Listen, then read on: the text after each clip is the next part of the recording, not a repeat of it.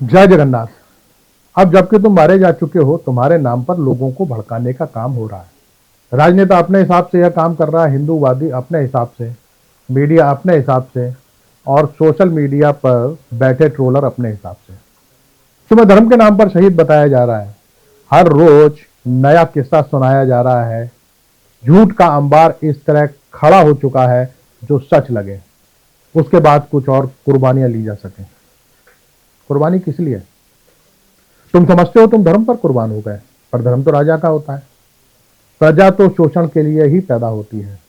इतिहास गवाह है, राजा बदलते गए पर प्रजा की बदहाली नहीं बदली।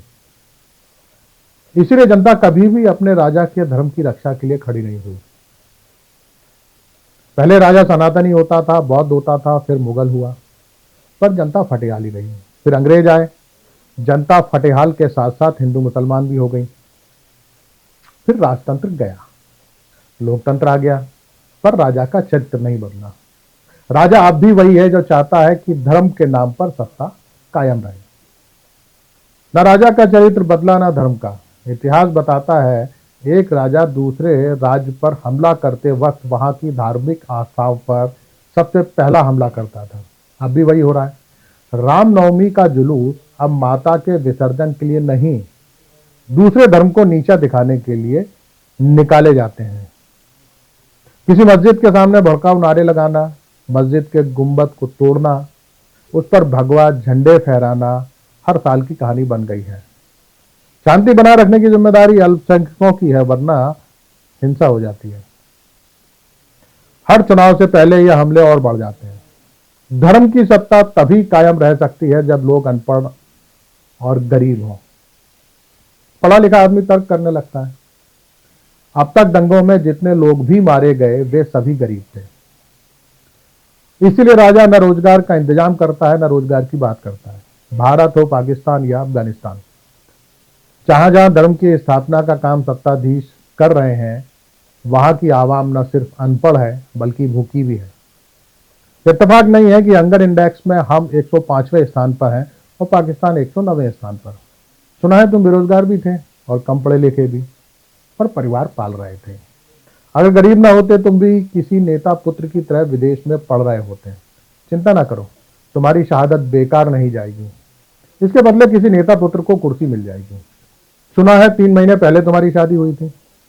अपनी पत्नी की चिंता तुम कतई मत करना। जो भीड़ तुम्हारे शरीर से रिश्ता खून देखकर तुम्हें अस्पताल ले जाकर तुम्हारी जान बचाने की जगह उत्तेजक नारे लगा रही थी, वह तुम्हारी पत्नी का ध्यान किस तरह रखेगी यह तुम बेहतर जानते होगे, क्योंकि तुम भी तो उसी जमात के हिस्सा थे। धर्म की रक्षा के लिए आतुर भीड़ अक्सर महिलाओं के शरीर को अपने सौर प्रदर्शन के लिए ही इस्तेमाल करती है।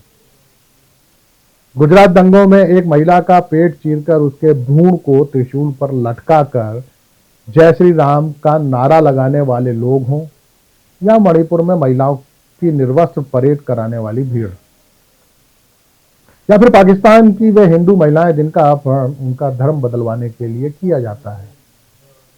चिंता न करें, राजा खूब भाषण देगा, बस उस वक्त खामोश रहेगा जब किसी महिला की रक्षा के लिए उसके बोलने की जरूरत सबसे अधिक होगी।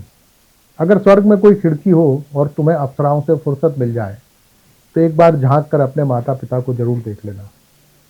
तुम्हारा एक भाई पहले ही तालाब में डूबकर मर चुका है, दूसरा जहर खाकर।